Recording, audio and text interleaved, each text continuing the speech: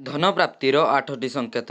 Number 1, ଯଦି ଆପଣଙ୍କ ଘରର ଛାତ ଉପରେ ସକାଳୁ ସକାଳୁ କୋଇଲି ଗୀତ ଗାଉଥିବା ଦେଖାଯାଏ, ତେବେ ଏହା ଘରର ଆର୍ଥିକ ଅବସ୍ଥା ଦୃଢ଼ ହେବାର ସଂକେତ ଦିଏ। ନମ୍ବର 2, ଆପଣଙ୍କ ଘରେ ପାରା ଆପେ ଆପେ ଆସି ରହିବାକୁ ଲାଗନ୍ତି, ତେବେ ମନେ ରଖନ୍ତୁ ଏହା ଅତ୍ୟନ୍ତ ଶୁଭ ଫଳ ଅଟେ।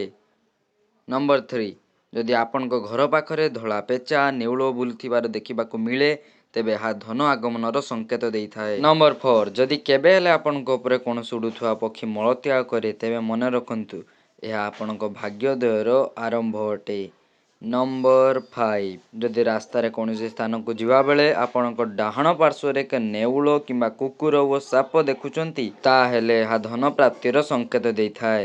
ନମ୍ବର 6, ଯଦି ଆପଣ କିଛି ଗୁରୁତ୍ୱପୂର୍ଣ୍ଣ କାମ ପାଇଁ ଘରୁ ବାହାରକୁ ଯାଉଛନ୍ତି ଏବଂ କୌଣସି ବ୍ୟକ୍ତିର ହାତରେ ଜଳ ଭରା ଥିବା ପାତ୍ର ଦେଖନ୍ତି, ତେବେ ଏହା ଧନ ପ୍ରାପ୍ତିର ସଂକେତ ଦେଇଥାଏ। ନମ୍ବର 7, ଯଦି ଆପଣଙ୍କ ଘରର ଦ୍ୱାର ପାଖରେ ଗାଈ ବୋବାଳୁଥାଏ, ଏହା ଘରର ସୁଖ ସମୃଦ୍ଧି ଆସିବାର ସଂକେତ ଦେଇଥାଏ।